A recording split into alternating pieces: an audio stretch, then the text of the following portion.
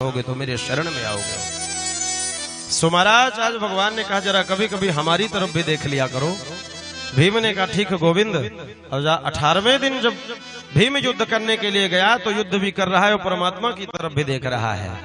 मतलब क्या है, संसार के काम करो, न जग छोड़ो न हरि भूलो, कर्म कर जिंदगानी में, रहो दुनिया में तुम ऐसे, कमल रहता जो पानी में। सो महाराज आज भीम ने भगवान की तरफ जब देखा तो परमात्मा ने एक तृणका लिया घास, और घास को लेकर के बीच से फाड़ दिया और फाड़ करके दोनों तरफ ऐसे फेंक दिया। मानो भगवान कहते हैं जरासंध के जंघा को फाड़ करके दूर दूर फेंक दो। सो भीम ने ऐसा ही किया, लेकिन देखते देखते वो धीरे धीरे फिर से दोनों टांगे आकर के जुड़ गई और फिर से खड़ा होकर युद्ध करने लगा। सो घबराया भीम ने कहा अब क्या करें। पुनः भगवान की तरफ देखा, भगवान ने इशारा किया, फिर से घास लेकर फाड़ा और फाड़ करके बहुत दूर दूर फेंका, माने दूर दूर फेंको। सो भीम ने ऐसा किया, जरासंध का वध हुआ। और जरासंध का जब वध हुआ तो सारे राजाओं को जाकर परमात्मा ने मुक्त किया। सारे राजाओं ने भगवान के चरणों में प्रणाम किया, गोविंद आपकी बड़ी कृपा है, आपने कृपा करके हमें अपना लिया। इस तरह से भगवान ने सबका कल्याण किया। वापस लौट के आए तो पांडवों के यज्ञ में भगवान ने सहभागिता निभाई। बहुत बड़ी विशाल यज्ञ का आयोजन किया गया है जिसमें बड़े बड़े संत ऋषि महर्षि पधारे हैं। वहां पर शिशुपाल भी पधारा है। सो शिशुपाल तो पक्का दुश्मन पहले से भगवान का है। जब भाई किसी का विवाह होता हो और उसकी पत्नी लेके भाग जाओ तो जब मिलेगा तो अपनी दुश्मनी निभाएगा कि नहीं, बोलो, है ना। शिशुपाल तो तभी से चिढ़ा है कि मेरे पत्नी को लेके भाग गया। आज जब राजसू यज्ञ में यह हुआ सर्वप्रथम पूजा किसकी हो, सो सहदेव ने कहा कि सर्वप्रथम पूजा कृष्ण की होनी चाहिए। और कृष्ण का नाम सुनते ही शिशुपाल आग बबूला हो गया, खड़ा होकर गाली देने लगा। भगवान ने शिशुपाल की माँ से कहा था कि 99 गाली माफ करूंगा, 100वीं गाली देगा सो गला उतार के बाहर कर दूंगा। और आज ये शिशुपाल भूल गया 99, गिनती इसकी गलत हो गई। पहले जब कभी गाली देता 99 गाली देता, फिर पानी पी लेता, 2 मिनट के लिए रुक जाता, फिर गाली देना शुरू कर देता। लेकिन आज उसने एक लगातार जब 99, 100, 101 गाली जैसे हुई, परमात्मा ने निकाली तलवार और सर से धड़ अलग कर दिया। प्रेम से बोलवा के बिहारी लाल की, धड़ अलग कर दिया, शिशुपाल मारा गया। जब सारे राजा विरोधी समाप्त हो गए तब बढ़िया राजसू यज्ञ की भव्य तैयारी हुई और सब ने बढ़िया भीम को बढ़िया बना गया कोठार घर का मालिक। भाई जो खाना जानता है वही खिलाना भी जानता है, और भीम का आहार भी बढ़िया था, है ना। इसलिए भंडार का मालिक उसी को बनाओ जो खाना जाने। और जो कभी खाने खाएगा नहीं, 2 रोटी खाने वाला 10 रोटी खाने वाले को कैसे खिला पाएगा। बार बार जाएगा, 1 रोटी रखेगा और दूं, अब बेचारा खाने वाला शर्मा जाएगा। एक कौवा कान जैसे रोटी छोटी छोटी और दूं करके बेचारा शर्मा कर कह देता अब बस हो गया, अब नहीं चाहिए, ले जाइए, भूखों लौट जाता है। इसलिए रसोईया ऐसा हो, परोसने वाला ऐसा हो, जो खाने वाला हो, वही खिला सकता है। सो ऐसे भीम को कोठार का मालिक बनाया गया। महाराज धर्मराज युधिष्ठिर सभी के स्वागत सम्मान के लिए नियुक्त किए गए। और भगवान श्री कृष्ण लास्ट में 2 सेवा बची, पत्तल उठाना और सभी के आए हुए चप्पल जूतों की सुरक्षा करना। सो इसको कौन करेगा, भगवान ने कहा ये सेवा मैं स्वीकार करूंगा। और जूठन पत्तल उठाने का जो फल है प्रेमियों, वो कहीं नहीं है। हमारी अयोध्या में जब कभी कभी भंडारा होता है, बड़े बड़े सेठ महाजन जाते हैं, अरबपति खरबपति जाते हैं, और जाकर के संतों के पत्तल से जूठा लेकर स्वयं प्रसाद पाते हैं, स्वयं भोजन पाते हैं। ऐसे ऐसे महान भक्त हैं। और हम लोग शर्माते हैं कि अपने घर में झाड़ू लगा दे। घर में काम करने के लिए शरीर में चर्बी बन जाएगी, नौकरानी लगा लेंगे, और सुबह मॉर्निंग वॉक के लिए 10 किलोमीटर टहल ले जाएंगे। बताइए दुर्भाग्य नहीं तो क्या है? अरे जितना नौकरानी लगाते हो, पोछा अपने हाथ लगाओ, झाड़ू अपने हाथ लगाओ, लेकिन फैशन है ना, ये फैशन बड़ा विचित्र है। लोग कहेंगे ये थोड़ा कंजूस टाइप का, इसलिए नौकर लगा लेते हैं। अपना तो दिन भर घर में एसी में सोएंगे, कोई काम नहीं करेंगे, सुबह 10 किलोमीटर टहल ले जाएंगे। ये फैशन हो गया है। हाय रे आज का फैशन, ये बड़ी विचित्र फैशन है।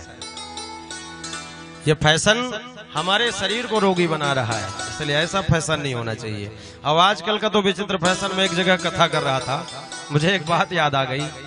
एक बहू रानी आई जो नई नवेली थी, और सब कथा के बाद तो लगभग प्रणाम करती, वो भी प्रणाम करने आई। सो उनको जब मैंने देखा, उनका वस्त्र भी हरी साड़ी, हरा चप्पल, हरा श्रृंगार, हरी चूड़ी, हरी बिंदी, हर एक वस्तु हरी। और यहाँ तक कि हद तो तब हो गई जब हमने उनके मस्तक को देखा तो हरा सिंदूर भी था। अब हमको बड़ा आश्चर्य हुआ, ये हिंदू है कि मुस्लिम है, भगवान जाने ये कौन है। सबको हमने आशीर्वाद दिया, भाई खुश रहो, प्रसन्न रहो, जो भी आशीर्वाद है। लेकिन उनके नजरों, उनके मस्तक पर नजरें जब गईं तो हमने विचार किया, भाई कितना भी फैशन चल गया पर आजकल सिंदूर तो लाल या पीला ही होता है, पर ये हरा सिंदूर कैसे आ गया है। सो उसने कहा, महाराज जल्दी से आशीर्वाद दो ना, आपने सबको आशीर्वाद दिया, हम भी अब जाएंगे।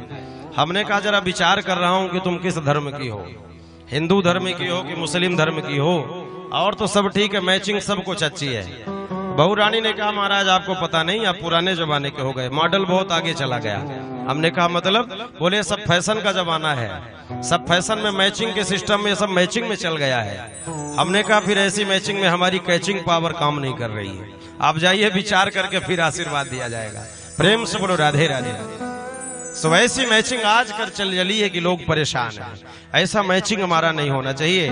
प्रेमियों, परमात्मा ने बढ़िया दिव्य सेवा स्वीकार करके दिव्य राजसो यज्ञ को पूर्ण किया है। भगवान जाकर पुनः द्वारिकापुरी में निवास करते हैं।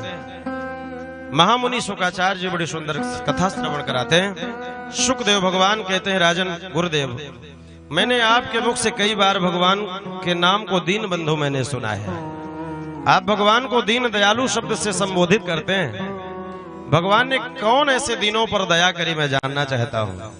सो महाराज सुदामा प्रसंग की बड़ी सुंदर कथा आती है, जिसके लिए सभी हम लालायित हैं कि सुदामा भगवान के परम भक्त रहे। सुदामा भगवान के परम भक्त रहे। भागवत में सुदामा का कहीं नाम नहीं है। लोग कहते हैं सुदामा, इस चरित्र में सुदामा का कहीं नाम नहीं है, तो श्रीदाम चरित्र अध्याय के अंत में लिखा है, लेकिन सुदामा नाम नहीं है। अक्सर मैं जब पहले कथा करता रहा, गांव में जाता रहा, लोग पूछते रहे, महाराज कहां से आए हो? अयोध्या से आए हैं। भागवत करने आए हो? हाँ भागवत करने आए हैं। जानते हैं कुछ भागवत पढ़े लिखे? हमने कहा भाई जो भी पढ़ा लिखा हूं, बस आया तो इसीलिए ही हूं। उन्होंने कहा अच्छा एक बात बताओ, सुदामा के बाप का क्या नाम था, पता है? हमने कहा भैया सुदामा के बाप का नाम तो हमको पता नहीं है। बोले तब क्या तुमको भागवत आती है, क्या कथा करोगे? अब बताओ, मैंने सुदामा के बाप का नाम यदि मालूम नहीं है तो कथा कुछ नहीं है। अब मैं निवेदन करूं कि जब भागवत में सुदामा का नाम ही नहीं है तो सुदामा के बाप का नाम कहां से आ जाएगा? ये तो श्रीदाम चरित्र है। ऐसी कथाएं आती हैं कि जिस समय भगवान संदीपनी मुनि के यहाँ पढ़ने के लिए गए थे, उस समय सुदामा जी से मुलाकात इनकी गुरु के घर में हुई थी। आज ही सुदामा जी का पावन चरित्र सुनाते हैं। बोल भक्त वत्सल भगवान की। बड़ी सुंदर कथा। कृष्णस्यासीत् सखा कश्चित् ब्राह्मणो ब्रह्मवित्तमः विरक्त इंद्रियार्थेषु प्रशांतात्मा जितेन्द्रियः। ये ब्राह्मण कैसे हैं? बोले ब्राह्मण कृष्ण स्यासीत् सखा कश्चित् ब्राह्मणो ब्रह्मवित्तमः, ब्राह्मणों में वित्तम श्रेष्ठ थे। और कैसे? बोले विरक्त इंद्रियार्थेषु, लोग धन से विरक्त नहीं होते, इंद्रियों से विरक्त होना चाहिए। हमारे जो मन है, ये जो हमारी बुद्धि है, ये संसार से विरक्त हो जाए, भगवान के चरणों में लग जाए। सुदामा जी के घर में बहुत गरीबी थी, लेकिन सुदामा जी को कभी धन की लालच नहीं हुई, कभी उनको धन प्राप्ति की लालच नहीं हुई कि मुझे धन मिल जाए। प्रेमियों, सुदामा जी की प्रिय पत्नी सुशीला, उनके चार बच्चे सुशीला जी के। जिस दिन से सुशीला का विवाह होकर के आया है, उस दिन से सुशीला के पिता ने 2 साड़ियों को दिया था, और वहां से आने के बाद ससुराल में कभी साड़ी नहीं खरीदी गई। लेकिन धन्य है सुशीला मैया ने, धन्य है सुशीला मैया। सुशीला मैया ने कभी शिकवा शिकायत नहीं किया कि हमको आप साड़ी खरीद के लाइए या कोई वस्त्र खरीद के लाइए।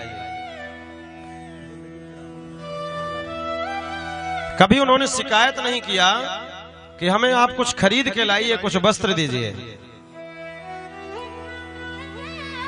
ऐसी सुशीला मैया ने कभी शिकवा शिकायत नहीं किया। सुदामा जी महाराज का भी सिद्धांत है कि 5 घर भिक्षा मांगने जाते हैं। ब्राह्मणों का कर्तव्य है कि 5 घर भिक्षा मांगने जाए। सो सुदामा जी 5 घर भिक्षा मांगने के लिए जाते हैं। मिल गया तो अच्छी बात है, न मिल गया तो भी अच्छी बात है।